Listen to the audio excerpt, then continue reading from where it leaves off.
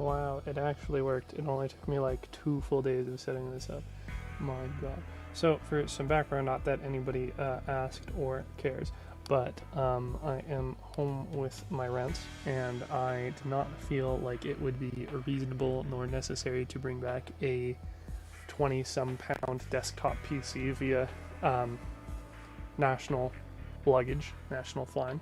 So the solution instead was to get a new laptop, since my old one was yoinked by Staples, which I'm still very much salty about. But in any case, so got a new one from Walmart, and it's been kind of dodgy because it's like full price still, despite being like, it literally has a sticker from 2019 for Walmart.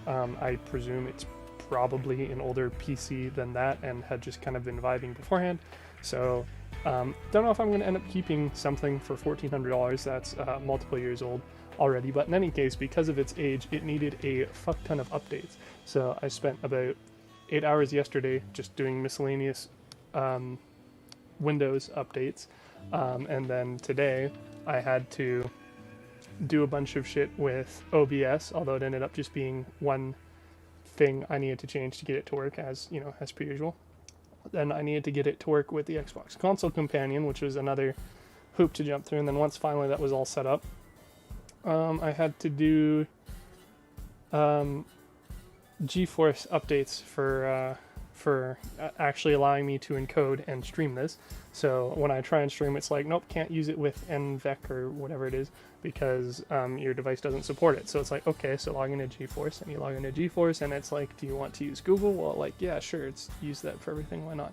Use that, sign in, and then it gives me like an unknown error in like almost like VBA code or something, like a software editor where everything is like blacked out text, but you can like drag click on it to see what the code is, and none of the code makes any sense or is anything I can do online. So I poke around some more, and it turns out GeForce Experience also needs to be updated. So I update that, and then I restart OBS, and now it's finally working, and I'm finally streaming. So hopefully it's all good, and I won't have any further issues, and I'm not gonna have to cry myself to sleep anymore. I guess we'll see. So the application looks like it's working. So I'm able to have OBS open alongside chat. As you may note, there are black borders for the Xbox Console Companion, but that's because if I put it into full screen and get rid of the black borders, then the stream options overlay is always active, since there's no place to put the cursor that isn't there. And then for whatever reason, OBS also just refuses to capture it while it's in the background as a full screen application. So I need to have it as a windowed application in the background for it to like keep updating, because right now it's continually updating, but normally it would just be a static image. So as far as things that have happened since last week, which is when I streamed last, it may have actually been before that, a series of bad decisions, as one is wont to do. So, well, so I am at the point where I have a not insignificant amount of hours in Crossout, and see that as you will, as far as if that's a good or bad thing. But in any case, just using the Microsoft stat tracking, which is always different than the one the actual game uses. So I don't know if the, not saying that this one has one, but for instance, Rainbow Six Siege does, and there's a vastly different number between the two of them. So I don't know if this tracks like idle time as well, or if the other one only tracks time in matches and not time in queue, or something like that. But in any case, over the 2,500 hour mark in the game, up until this point, although I don't really know how to prove it without opening up a lot of confidential personal information for like emails and whatnot, so I'm not going to do that. Up until this point, the only thing I really spent money on was the Iron Shield pack, which I basically got at the very start of the game, because it was half off around the time where I started, and it's a motherfucking tank, and blast tracks were the biggest, coolest movement part at the time, and arguably still are, although tank tracks are a close second now. And then I got a couple of seasonal items. So I've deleted the cyan items in below, but I got Doomsday Cars, I got Syndicate, and I got that might actually be it. That might have literally been, what was it? It was Engineers, or Founders, which I wasn't here for, Doomsday Cards, which I did and purchased, Amusement Park, which I didn't buy, Syndicate, which I bought, Guiding Star, which I didn't buy, Enemy of My Enemy, which I didn't buy, and then we're on to Holy Motors, the current season. Yeah, so I only bought two battle passes and one pack, so that was, what, about $60 pre-tax Canadian. And then I also bought the Lord of War pack, which was another like $8, so say $70 for 2,500 hours, which is not bad at all. So again, a lot of people look at that and say it's bad because it's a lot of grinding, but at the same time, anybody who has like watched or talked to me play Crossout beforehand at all will know that I mostly occupy myself by working on new weapon trials, making new builds, keeping myself busy that way. So to that end, I haven't felt like I've had to grind a whole lot other than like prestige parts, because it takes like 2 weeks to get one prestige with a faction. In any case, they had a pack sale this week and for Xbox, and this is the second time the Spectral Hunter pack has been on sale in the past year. I figure why not, may as well pick it up. I've been interested in the Capcan for a while, although it is probably honestly going to get kind of cratered with the release of the new Interceptor module. And then I also picked up the Corda pack. So both these were half off, so it's $25 Spectral Hunter and $15 for Corda, respectively.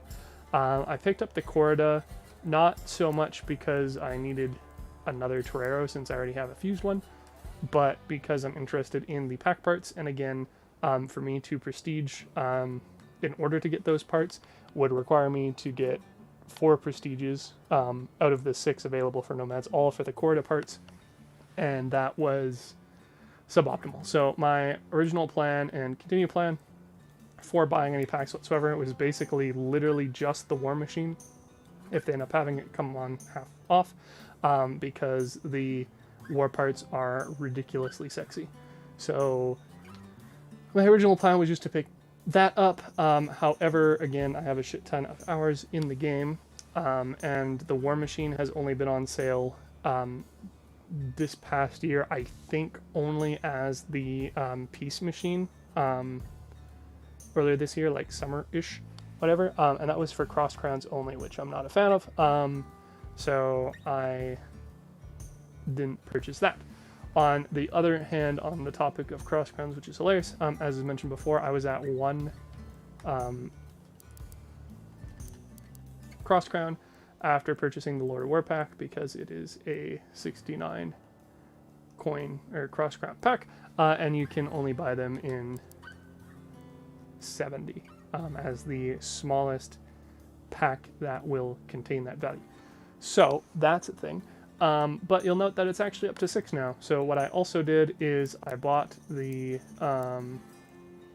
best starter pack, the thing that spams every week me with stuff. So again, while I am not terribly interested in any of the parts of this, and in fact I've started selling off some of the parts, I mean, the unique stickers are kind of cool, I guess, but most importantly, in my eyes, the reason why I bought it is the pack comes with a month of premium, and since it is the holidays and I am at my parents' place with not much else to do, and Regan, the core person who I play this with, is also going to have time off for Christmas and whatnot, it seems like the best time, if any, to use the month of premium, especially because it's like half the price compared to just straight up buying premium to buy the pack, and then I don't get this sale offer coming on my screen every time. So that is the story of how I went from spending like $70 total over the past 16 months, thereabouts, 18 months, I guess, started in June, so 18 months to spending another, what, $50 in the past 48 hours. So that's a thing. As far as what I'm intending on actually streaming today, other than just 10 minutes of me talking about the money I have or have not spent on the game, or how difficult it was or was not to get streaming set up, is revisiting the Siegebreaker vehicle. So it is, I don't want to say like quote-unquote my vehicle, because I'm probably not the first person to think of putting Bastion and Goliath together. But in any case, after purchasing the Iron Shield pack very early on, and then picking up the Bastion cabin, because 50% damage reduction is sweet as fuck, it was a pretty short time for me to figure out to slap the two together, and I've been basically running this build for, and I'd say probably to be on the safe side, at least a year. I was a huge fan of the Tacklers, because at the time when I picked them up, they were extremely cheap, like insofar as you could almost just salvage them in your inventory at that point and go positive in value. And so I've had this build or variants of it for a extremely long time. So yeah, I felt like it was time to revisit this again. There's a couple of things that I had been kind of considering, and some things have changed since the original creation of this build and the like 3 other versions that have happened since then. So to talk about just at a high level, I do actually have, as the title says, variants of this. So I actually have an already updated Tackler variant, and then I have a Raid variant that I've been using, which has the Cyclones, and then some updated versions of that as well. So in any case, got 4 builds to go through. So first off, this is just the, I don't want to say original, because again, there's been multiple updates to it, but this is the Siegebreaker, as it stood before any updates I did this week. So this has been featured on streams a couple of times, but at a super high level, for those who haven't seen it before, it's basically just a Goliath sandwich with a Bastion on the front, which has a disgusting amount of health in premise, so 3,300 durability, which is doubled against non-energy damage on the front. And then it runs the Tacklers, because the perk, which is relevant to non-energy damage, is effectively the exact same as the Bastion, except with different triggering criteria. And then the insides are just everything smushed up that I could get. So originally it contained a PU1 originally this was a build that used elephant cannons, because as is shown on this, you can actually anchor weapons with a 4x4 base despite needing more room to rotate. So in the case of Cyclones, I believe it's technically like 5.5, their weird dimension. But in any case, elephant cannons are the same way, where you need them to be quite a ways away from each other in order to have full rotation.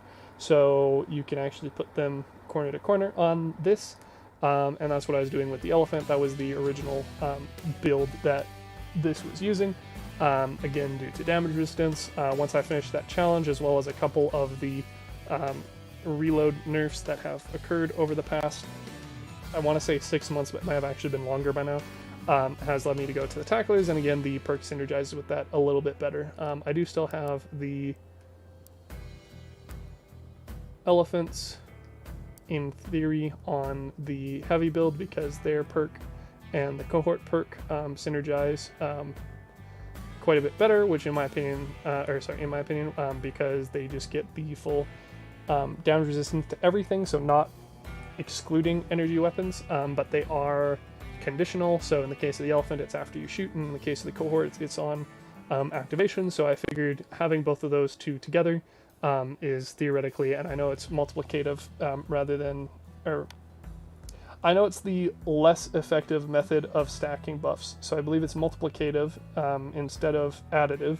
So it's not a like straight 50% damage resistance to the weapon, but in any case it's pretty close, and this was sort of a thing before the Averter module came out. So I have another variant of this, which I guess I can also talk about and thus update the stream accordingly, which has actually been running legendary weapons, because again with the whole reload rework system, the turret cannons in hard raids are not really a great strategy. So as far as this, so it's been running the Tackler. So I did originally have the Ampere and the expanded ammo container just like vertically in this little nook. Now that it's running a Tackler build, it instead has the gas gen in order to afford the additional energy for not only the engine, which I didn't mention but was on the prior build, but in addition also the RN seal, which assists with overheating, of course, for the weapons. So this is kind of the current setup, so it still has fuel in here because this is designed to be a semi-PvP viable build. And then obviously there is a little bit of space left just due to the nature of this originally being holding different modules. So a couple of things I've wanted to update since then is, of course, the empty space. Additionally, I do have the tacklers rather exposed on the front outside here. I did have a couple of other methods of protecting these with some really old fusion builds, including a cohort Goliath sandwich, which would include things like the APC module. Oops. The APC bumpers, sorry. Doing something like that to protect them a little bit more without severely restricting their firing. In any case, the other, and honestly, in my eyes, the biggest thing that needed to be updated was the use of the bumpers here.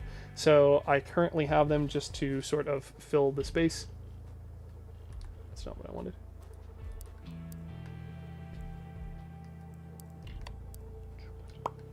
So I landed on this sort of setup because it filled the space effectively without giving people the ability to shoot the frame underneath. In general, I don't know if I actually have them on any other builds at the moment to actually prove my point. I guess somewhat with this one. In general, I really like using the APC bumpers due to their extremely high density and low power score. I've in fact done spreadsheeting about it, and as of, I want to say again, like 6-7+ months ago, the APC module was one of, if not the most dense armor parts in the game. Despite being a bumper, but of course the competition is other things like the train plow and the small plow. At the time, I don't think the freight train plow was out, so it was somewhat equivalent. So I won't go too deep on that, other than to say the relative power score for, or sorry, the relative durability for power score mass you get between 4 bumpers and the train plow is vastly in favor of the bumpers, other than if you're taking a lot of explosive damage, which of course can damage all 4 parts at once, as opposed to the train plow, which is a single piece. But in any case, I really like using those, and then I also like using the flails because they are relatively high durability damaging bumper parts, as opposed to tanky bumper parts, which you can differentiate due to having a low damage score or a high damage score. Things like hatchets or most of the other quote-unquote sharper bumpers have a drastically lower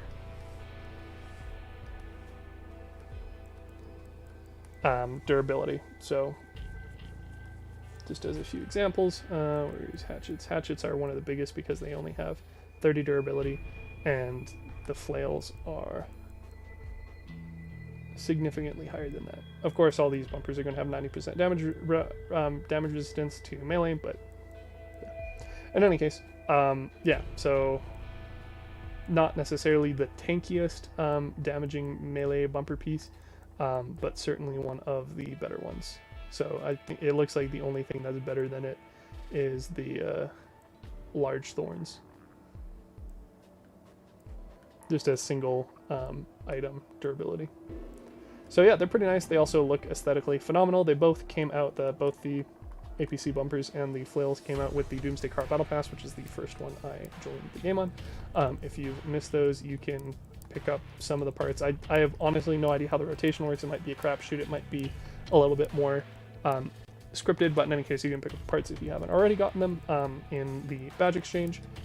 And so my preferred method of using these in conjunction has been for quite some time to wrap the front lip of the APC bumper around a frame,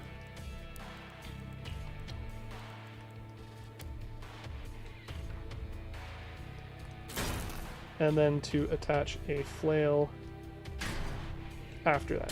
So it works pretty well generally because you have, again, these very durable bumpers together. So you have a high durability non-damaging one, which is connected directly to frames and or the cabin, dependent on the build, and then you have very high damage damaging bumpers attached directly to those. So once again, it's one of, if not the most dense armor part in the game, and then you have damaging melee parts attached to it, which also have a significant durability increase. So this is preferable in general, in my opinion, where I can fit it. A lot of builds, like I said, especially the ones I have currently, don't actually utilize it, whether it be due to shape or it being more of an art build for one reason or another.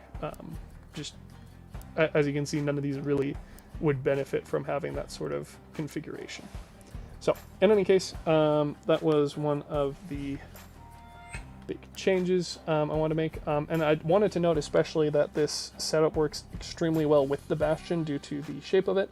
So just like with the Bastion Actual, the flails are going to be able to shunt off any potential colliders from the front off to the side, which is more convenient than getting stuck blocked facing them. Excellent, my Kurzgesagt order is on the way. Very cool. And the slant doesn't really interfere with it. So when you collide with things, they tend to collide at approximately the same time. The flails are actually extended a little bit out with their collider. That'll be a little bit more obvious in the next update, which I imagine they said this week, so it might actually come as early as tomorrow or extremely late tonight. But in case, the flails hitbox extends a little bit further, so in theory it does actually protect the cabin from melee damage a little bit. Of course, if anything is above frame level, it's going to contact the cabin without actually hitting the flails, but in any case, it sort of doubles the effective area and the possible damage that I can deal with by ramming something with the Bastion, which is, again, not too bad of an idea when you are, having 7,000 durability on your cabin. Obviously, ramming things with slow builds in general is difficult, but most of the time people aren't afraid to come up and get close to me, which is great since I only move 55 kph, and it's not like I'm going to be able to outrun anything. So that was that. So with those edits in mind, that takes us to this bad boy. So what I've done here is done a couple of changes, basically the same thing I was pointing out with the flails, in addition to adding some ones on the tacklers. I'm still not 100% sure if that's the route I want to go with them, but in any case, because of the exposedness, how exposed the tacklers are, they do tend to get shot off, which is sort of part of the nature of them being outside of the build. But in any case, if they get shut off, then the flails are still there, which are able to again serve melee damage and potentially redirect enemies around it. Again, I'm not too convinced either way. If I wanted to do something else, I could again, for instance, go the route of the APC module as armor on the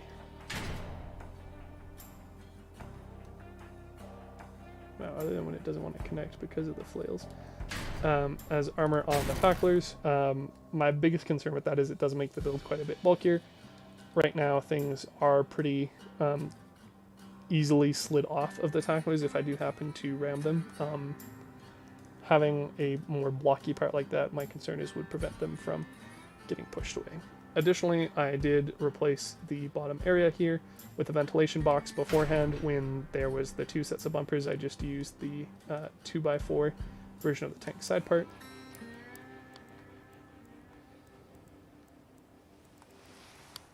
This guy, the small tank side part, but that is, well, less of an option. Now that there's 4 pips there. So because I also already use the APC doors on the back side of the side plating armor, I didn't really have a whole lot of other 4x4x1 slope parts that work, so I just have a ventilation box in place. For changes to the interior, there hasn't been a whole lot other than centering the fuel tank. As the alternative, that's generally what I do when I do raids. I will instead center the gas gen because obviously fuel is not useful there, but in this case, I centered the fuel tank between some rear covers. I moved the generator to a smaller ampere, which is less vulnerable to fire damage, and I put that beside the other fuel barrel. So the reason for the updates to this build, build's interior, rather than just the flails there, is in order to use it in PvP. So this is sub 10,000 power score. There exists problems with being over 10,000 power score. So these two are raid builds, for instance, but running just the regular Siegebreaker, running the Crab Clone, or running the Tranquilizer, or running the Cyclone version or the Heavy, all run into the same issue, which is to say these are all the same power score bracket on Xbox. Once you get above 10,000, you're fighting literally all the way up to 18,000s. And the tacklers don't exactly work phenomenal on this build against legendary weapons, never mind relics. So this is just an update to bring it down a pip, make it a little bit more balanced in matchmaking. So this is obviously cut off here, but I did 6 matches with Regan yesterday. The first one was a loss, and then the other 5 here have been wins, and 2 of them even giving fuel. So worked out pretty well there. I will obviously continue to probably try and do that some more as we grind stuff. Reason being, despite the trials I have remaining, which is 6 legendary and all of the relics, so 7 relic, I don't actually have any of the weapons on hand to work on any of these trials. So as some on the Reddit have been led to believe, flipping items and making a profit off of them is impossible.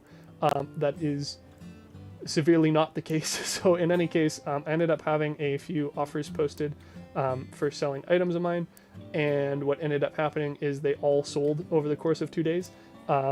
So I didn't exactly have a backup plan for that, so I am now in the process of trying to rebuy some or any of the legendary items in order for me to do more of the trials. So the only ones I still have on hand are the Cyclone and Stillwind, which are both from the same trial, and I've completed that, and then the Jaboko and Kaiju, which are fused from the Battle Pass, which are also completed. So I could theoretically do a single Hammerfall and like Seal Club with that, or run some like amalgamation with the Aurora or Remedy or Gravistar or something, but in any case I'm not terribly interested in that at the moment, so I'm not too worried. So in the meantime, I'm just working on basically helping out the group mates, whatever we're playing. So again, for the most part, that was just helping out. We can get her Kaiju trial done, which is at sub 10,000, because that's what my other Kaiju build was when I was working on that trial. So that is the current state of this build. Of course, rearranging the bumpers is a little bit more time intensive, but it's a rather simple process to rearrange the guts of this again if I did want to, for instance, put it back up in power score, or if I wanted to use this in fighting against Patrol for the daily wins, for instance, which is, as you can see, not you. What I do here, I just do Patrol for the daily 5 wins because it takes significantly less time and pain, because I can just delete the rest of the interior, slap the PU1 charge on,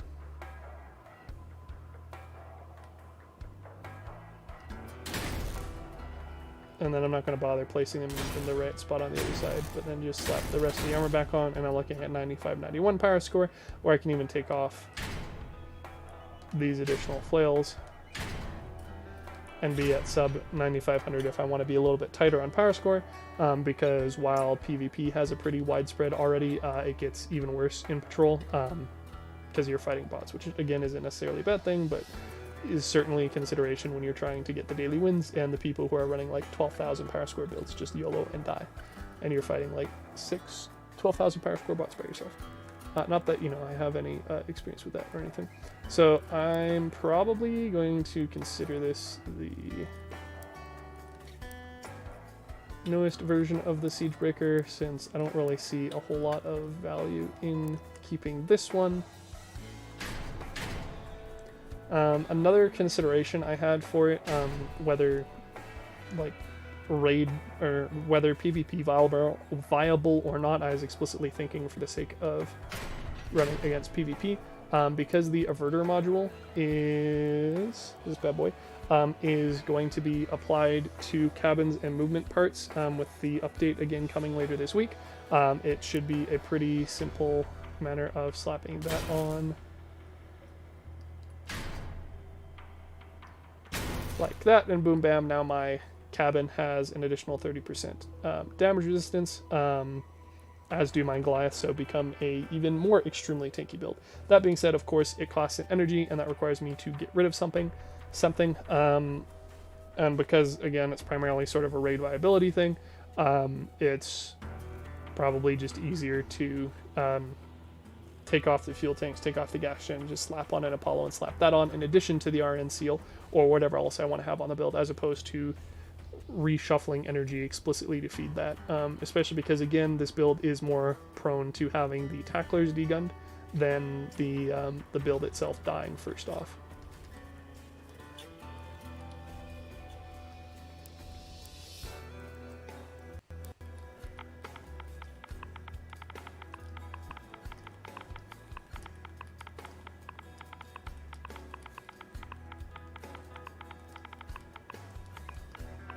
We're up to like a V5 at this point, but I'm just going to consider it V2 because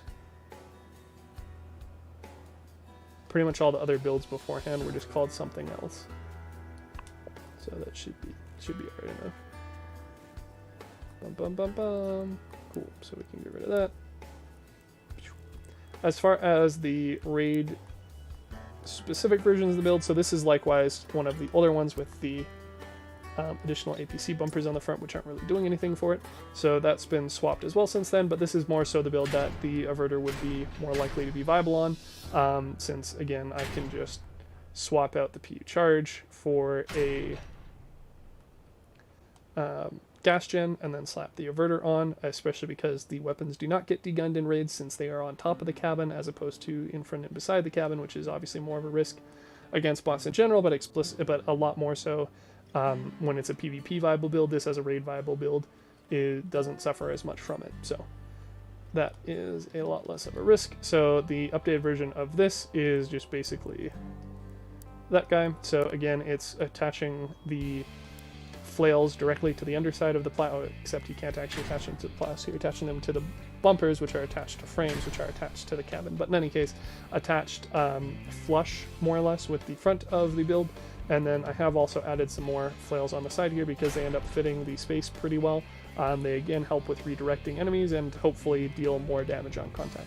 So I haven't tried this out in raids yet, although that is probably what's going to be happening this evening since I don't have any Reapers or Tsunamis or Hurricanes to do on the other builds for hard raids. I'll probably just be trying this one out and can see if there's any significant benefit to the flails. If not, if they have a habit of getting caught on stuff or whatever, then obviously I can revisit them at the current point in time. I don't see them as being problematic, and they should hopefully help with dealing additional damage to enemies who get too close. So as a result of shuffling the frames and guts a little bit, this again has the this should actually be the other way. Don't know why I didn't do that. This has the gas gen inside. It has the RN seal and the R2 chill. And then I've moved the 8x4 frame back, so on the other build it was all the way forward. In the build version before, when I had these bumpers all the way back, it was actually all the way to the very front of the build, but in any case, it is currently moved back, because it, whoops.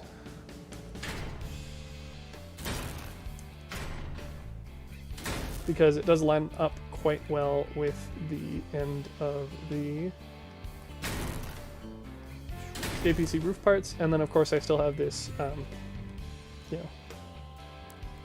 2x4x4 gap. So again, I could look at filling it with a ventilation box of sorts, but it's not high enough. And then I think the only 2x4x4 pieces that I know of are the small APC panels, and I already use all of those on this build again. Although I could be wrong about that. Let's see. Then of course, if there are any, the question of if they actually give enough durability to be worthwhile compared to, say, just using more APC parts or scavenger parts.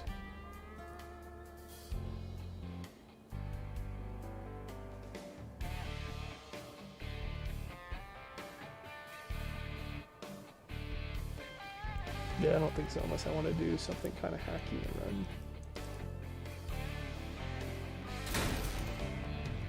That, although it's not too bad, I guess it probably... it's actually significantly less durability than the other part. That's kind of funny.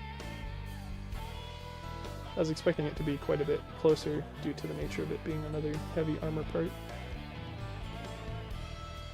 Although I guess to be fair, it actually fills up as like a 2x4x4. This is sort of like a 1.5-ish. I guess the literal shape is just a 1x4x4, but just slanted instead of straight on. So I suppose that makes sense.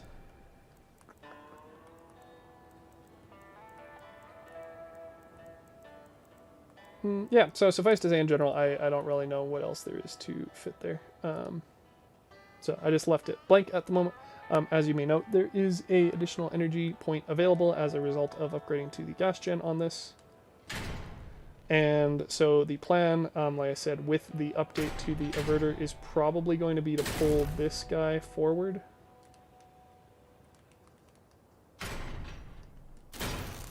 Run the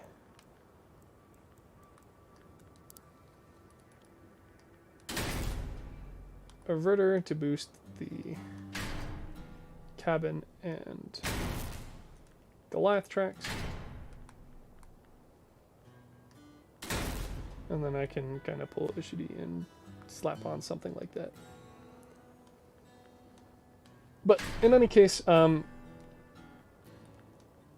the time being, the averter doesn't actually affect this, so I reckon just leaving it as I had it here with the gap is sufficient, because then, for instance, I can slap on something like a Doppler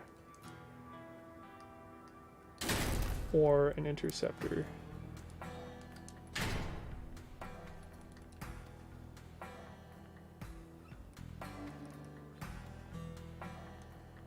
You wouldn't think it'd be so hard. Or a card jack or whatever else I need for builds. I mean, I could, in theory, even get rid of all of the like cooling parts and just slap on turret cannons instead, and then slap a flywheel underneath. So I'm just kind of leaving it open as is, just for the sake of having the flexibility before the averter update. Once the averter update drops, which again might be as early as late tonight, I can probably rework this again pretty easily. Maybe even I can figure out a better aesthetic way to have it on the underneath side here. So with that in mind,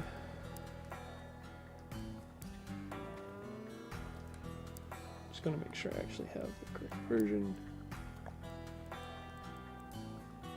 I can also save stuff. So what I'm probably going to do is actually shuffle it around a little bit.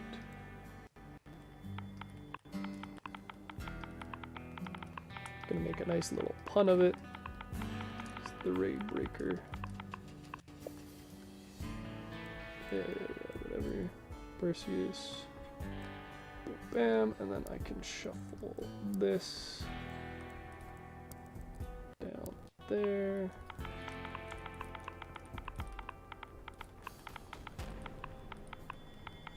Question whether it's supposed to be an AUT. No, guess an OUT. Great.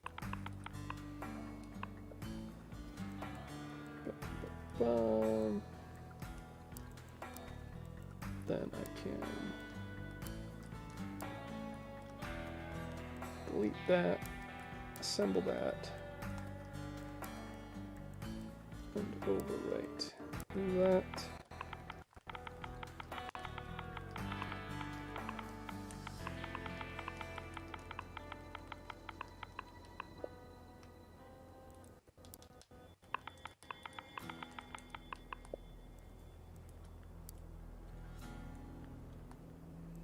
Boom, bam. Lovely. Excellent. So then they're just together. I mean, I do have multiple versions of multiple builds. So these are, I mean, like they're relative builds, I guess you could say. Like they're pretty related.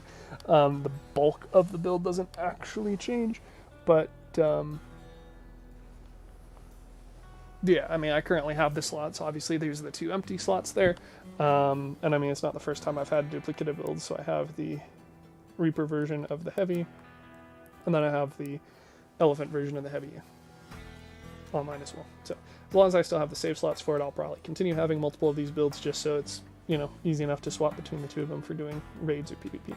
So to that end, I think it would probably be fair to showcase this. Yeah, for closing thoughts on the builds, I don't know. Like I said, I'm going to keep trying out new stuff. Since it is a mass fused bastion, I have a little bit more flexibility, so I'm not even at the tonnage limit, as you can see there. I'm not even at the mass limit either, due to the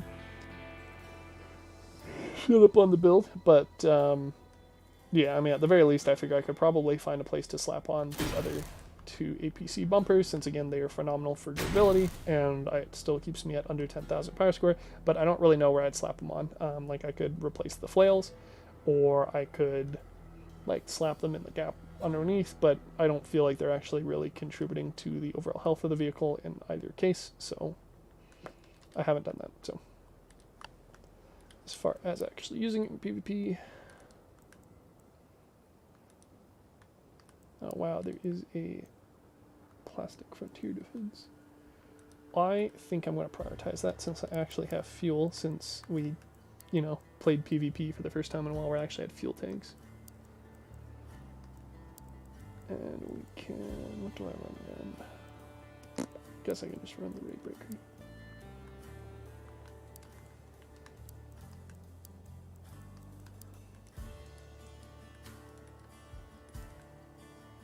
Put it all to the test, baby.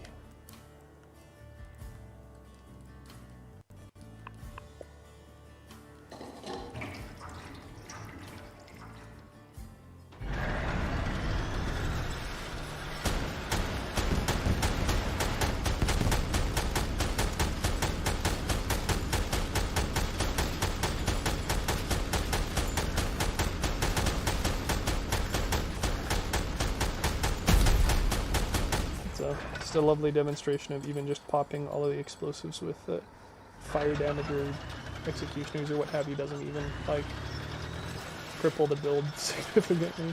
I believe it still has around half of its health even with that, so oh, guess I'm not showcasing it. Suffice to say, it is Beefy Boy, and I am so ready for the Averter to affect the Bastion cabin.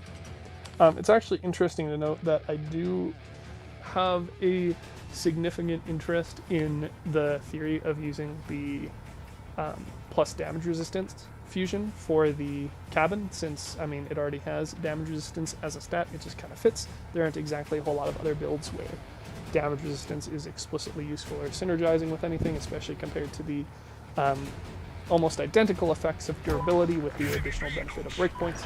So that's something I've been toying with. Realistically, though, the added, or rather the reduced mass of like 750 kilos is probably more than the actual damage resistance would do for the build.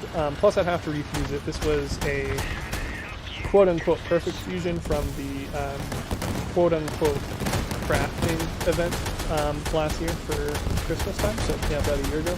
So I got this fuse for mass, I got the cartridge fuse for mass, and I got the Braille fuse for mass because they're all events, and they're relatively useful fusions, more so for the other two, the pseudo-light cabin and the light cabin, for obvious mass limited reasons, whereas because I'm primarily using the Bastion here with black tracks, in fact I think this is the only build I have saved with the Bastion, other than the Scrap Sweeper, which is more of a art-ish build than a functional build, and it's also still running black. So, as you can see, I don't really max out the tonnage bar. I did talk about it in a prior stream as well. In theory, I could slap on 2 hardened tracks or a single armor track onto this in order to get up to the mass limit, but I don't really feel like the difference is important since it's going to affect steering significantly, especially turning in place. And for PvP purposes, it increases the power score to put it back into the 10,000 bracket, even with these updates that I've made and talked about so far on the stream today. Plus, there is the question of what I'm going to do with the rest of the mass. There's already not a whole lot of parts that I could add to the build that would actually give it a significant increase in durability, since I'm already relatively close to the parts limit. I think I'm in the 60s or 70s right now. Plus, like, how much am I going to be able to actually add to the build without making it look bad?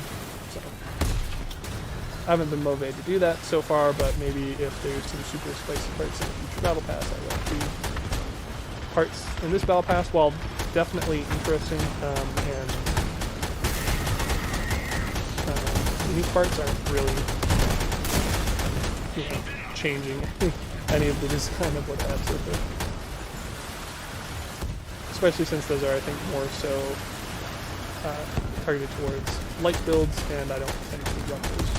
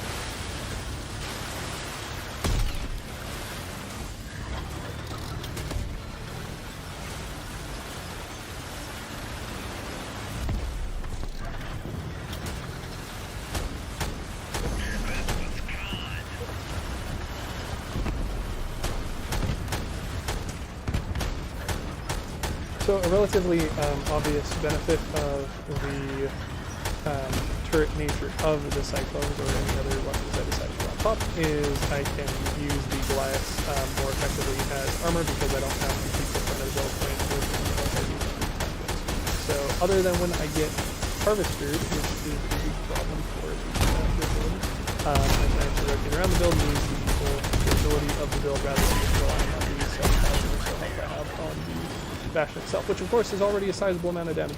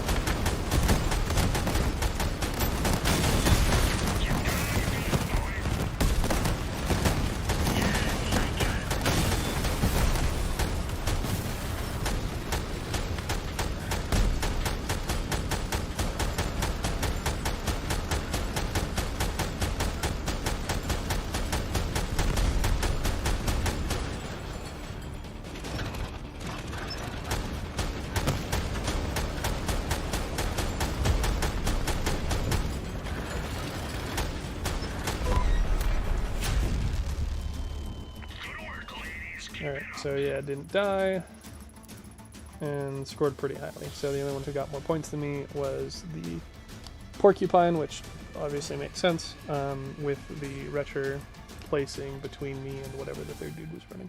So pretty effective build overall, I'd certainly say. Especially with the whole, you know, not dying thing.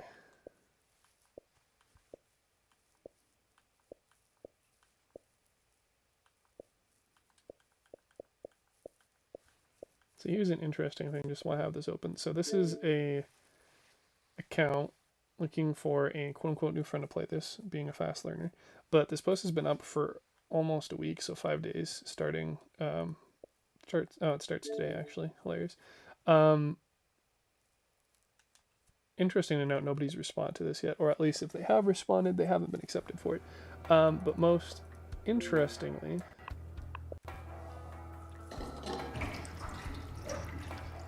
in my opinion at least, the account seems to be like a completely new one.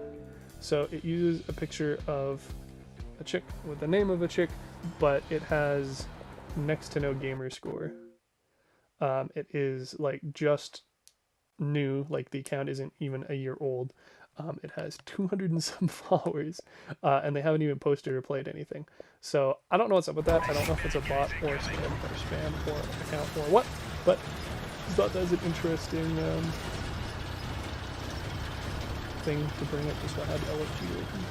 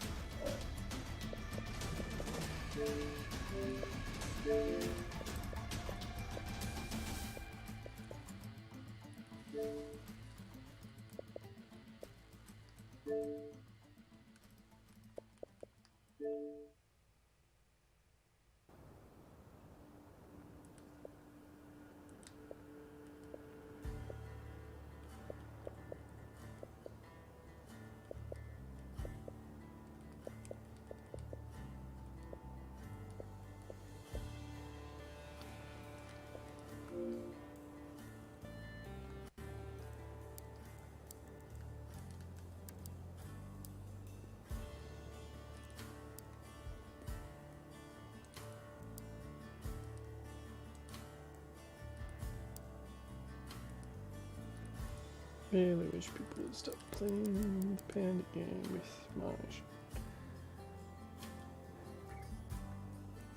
asking for far too much though, surely.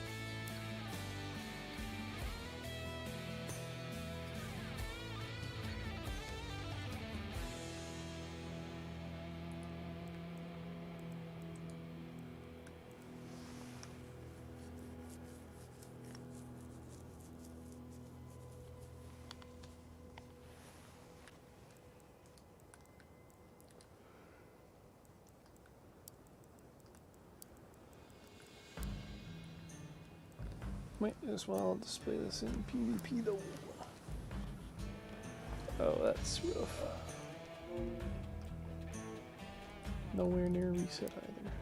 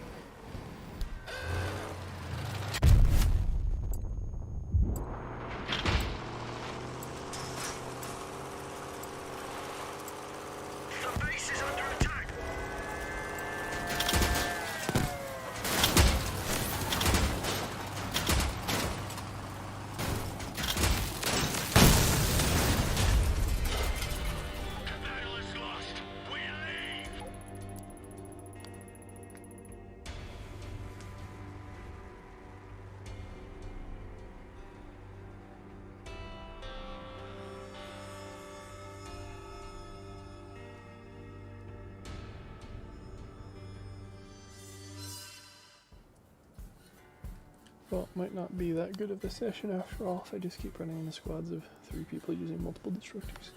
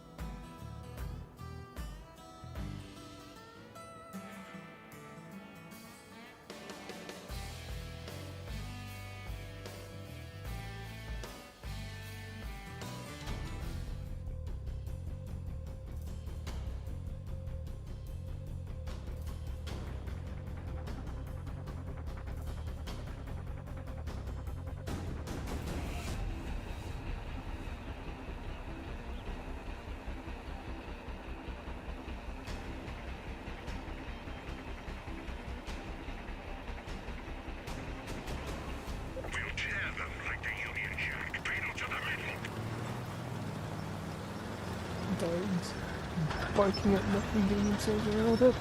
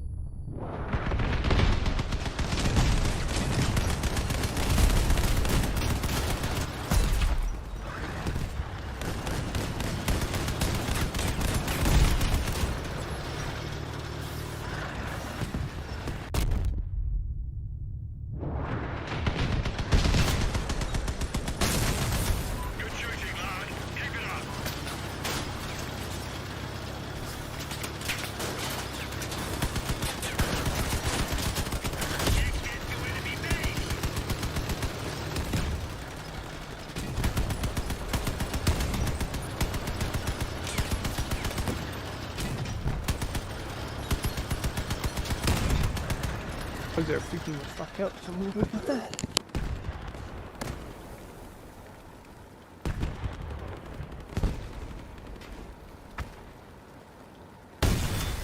Another one's holed up in here somewhere.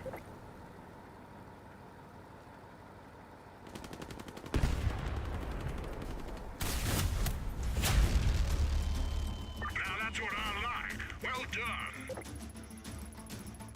done. Oh, I didn't die.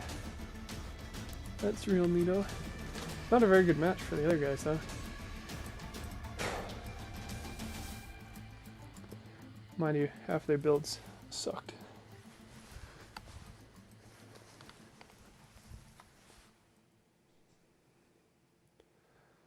And now the dogs want back in.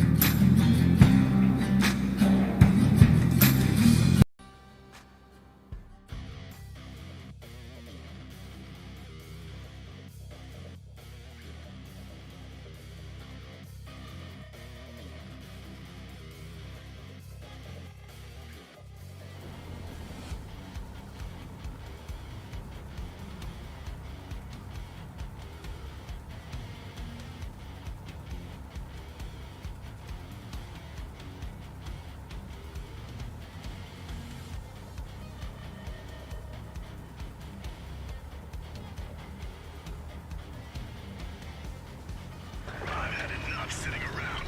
Let's roll.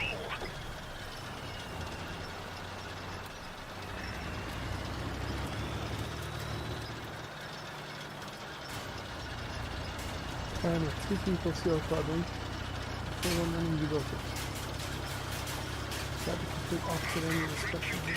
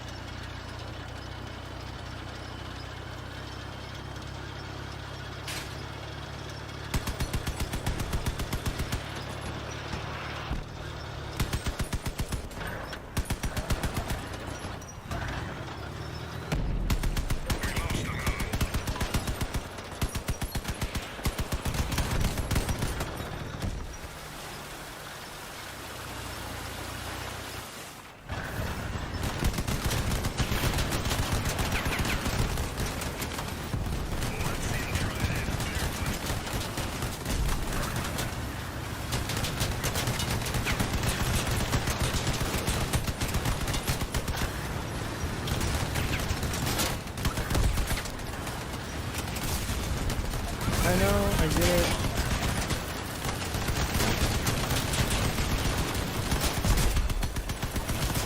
I know.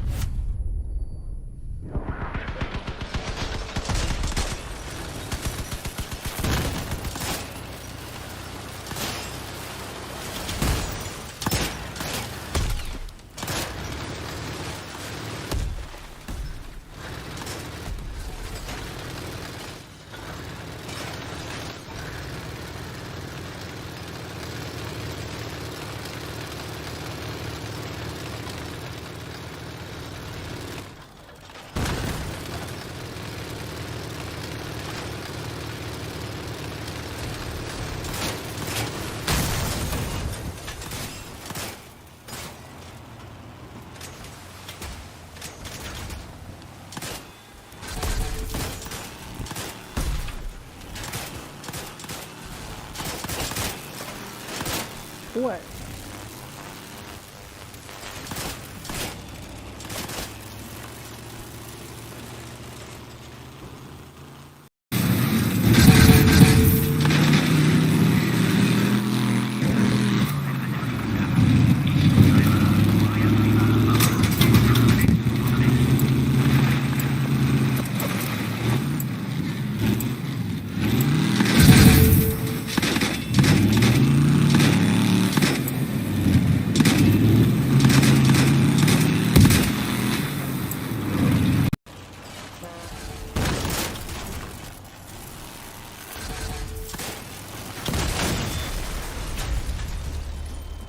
Well done, boys. Keep it up.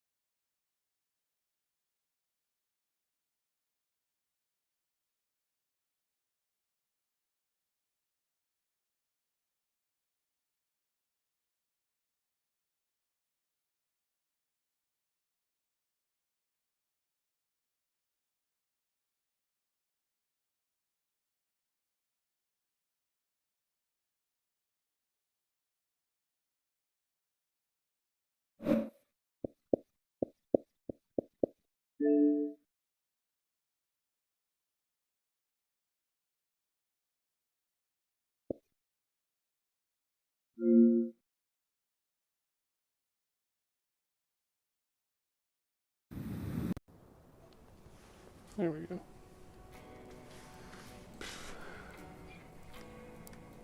What are we at? 8 matches.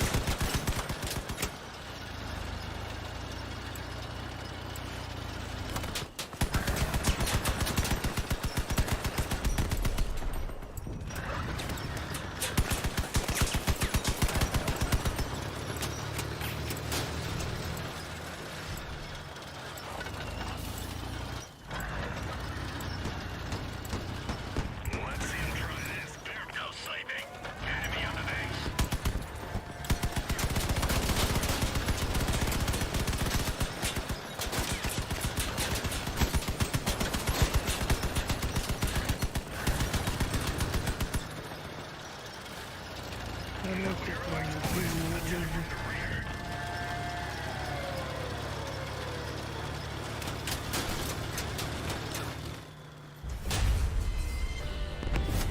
is captured. Would have been cool if the rest of the team did something.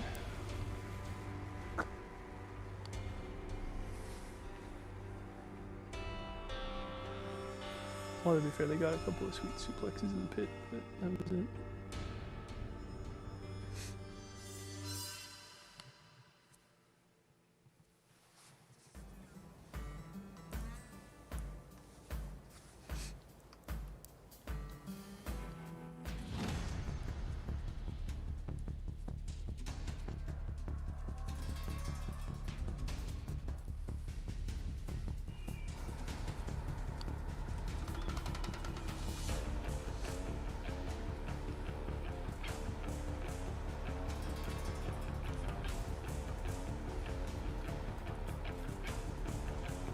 And then I get put in a fucking 14,000 lobby.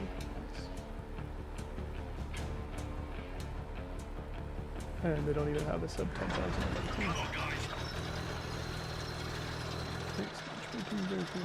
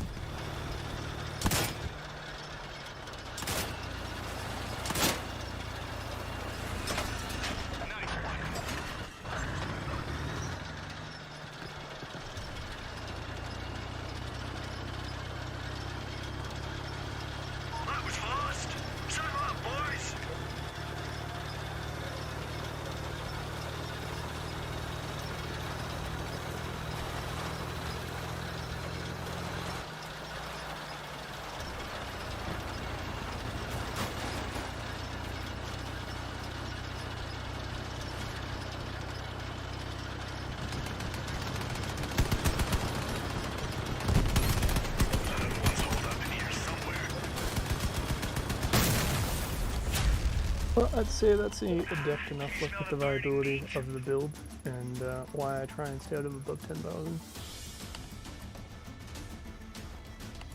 So I think I'm going to fuck around some with the pack of vehicles I just got, and yeah, might stream later on for raids.